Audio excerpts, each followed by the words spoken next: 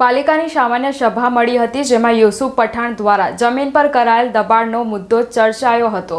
સયાજગંજ વિધાનસભાના ધારાસભ્ય અને કાઉન્સિલર કેવું રોકડિયા દ્વારા સભામાં આ મુદ્દો ઉઠાવતા અત્યાર સુધીનું ભાડું વસૂલવા અને દબાણ દૂર કરવા જલ્દીથી કાર્યવાહી કરવા સૂચન કર્યું હતું। તેમણે જણાવ્યું હતું કે 2012માં આ જમીનની માંગણી યુસુફ પઠાણ દ્વારા કરવામાં આવી હતી। 2012માં જ વેલ્યુએશન કરવામાં આવ્યું હતું। 2014માં સરકારે અને નામંજૂર પહેલા કર્યું હતું, જેથી 2014ના 8મા મહિનામાં જ કોર્પોરેશનના માધ્યમથી યુસુફ પઠાણને આ પ્લોટ રદ કરેલ છે તેવું જણાવેલ હતું। જે બાદ પણ આ પ્લોટનો એક પણ રૂપિયો યુસુફ પઠાણ દ્વારા પાલિકામાં આજ સુધી ભરવામાં આવ્યો નથી, જે બાબતની જાણ પાલિકાના ધ્યાનમાં આવતા 6/2024ના રોજ તેઓને નોટિસ આપવામાં આવી છે। જે બાદ ચોરી ઉપરથી સીનાચોરીની જેમ યુસુફ પઠાણ આ જમીન મુદ્દે કોર્ટમાં ગયા છે, ત્યારે જે પ્લોટના એક પણ રૂપિયો આજ સુધી જમા ન કરાવ્યો હોય તે જમીન સામે તે કેવી રીતે દાવો કરી શકે, જેથી 10 વર્ષથી આજે દબાણ કર્યું છે તેનું ભાડું વસૂલ કરવું જોઈએ અને કોર્ટની પરિસ્થિતિનું અવલોકન કરી ત્યારબાદ તાત્કાલિક દબાણ દૂર કરવું જોઈએ।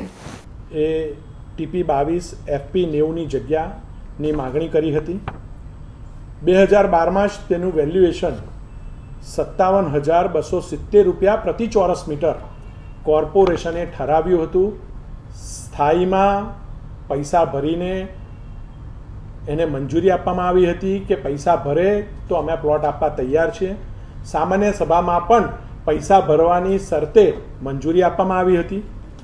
રાજ્ય સરકાર પાસે 2013માં, કારણ કે આ પ્લોટ ખાસ કિસ્સાની અંદર ડાયરેક્ટ ફળવાતો હોય, કોઈપણ પ્રકારની હરાજી વગર ફરવાતો હોય, સરકારની મંજૂરીમાં મૂકવામાં આવ્યો હતો।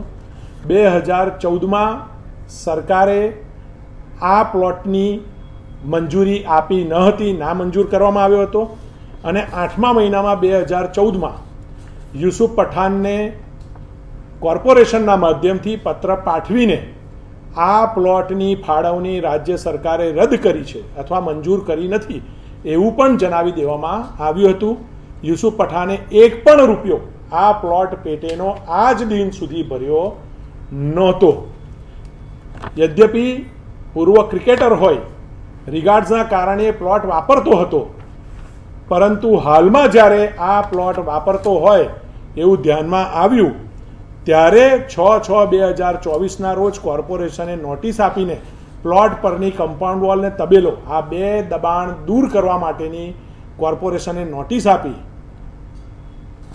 આ તો ચોરી ઉપર છે સીના ચોરી, અને એ ભાઈ કોર્ટમાં ગયા અને કોર્ટમાં જઈને આ પ્લોટ પર રાજ્ય સરકાર કેવી રીતે ના મંજૂર કરી શકે? ભાઈ તે પૈસા ભર્યા છે? કોઈપણ પ્રકારના પૈસા કોર્પોરેશનમાં ભર્યા છે આ પ્લોટ પૈકીના?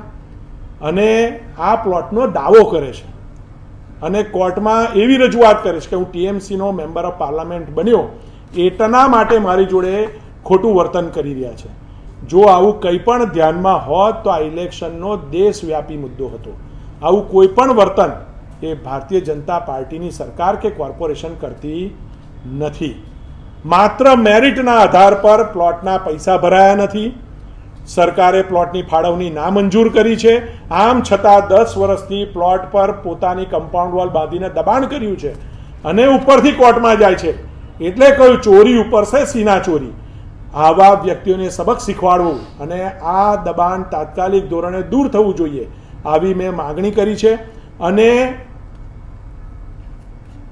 કોંગ્રેસના કાઉન્સિલરે પણ સૂર પુરાવતા એની જોડે ભાડું વસૂલ કરવું જોઈએ 10 વર્ષનું, એવી પણ અમે માગણી કરી છે। કોર્ટમાં મુદ્દો મૂક્યો છે। કોર્ટની અંદરની પરિસ્થિતિ જોઈને બને એટલું ઝડપથી 2-4 દિવસ 5 દિવસમાં કોર્પોરેશને એ દબાણ દૂર કરવું જોઈએ, આવી આજે મેં માગણી કરી છે।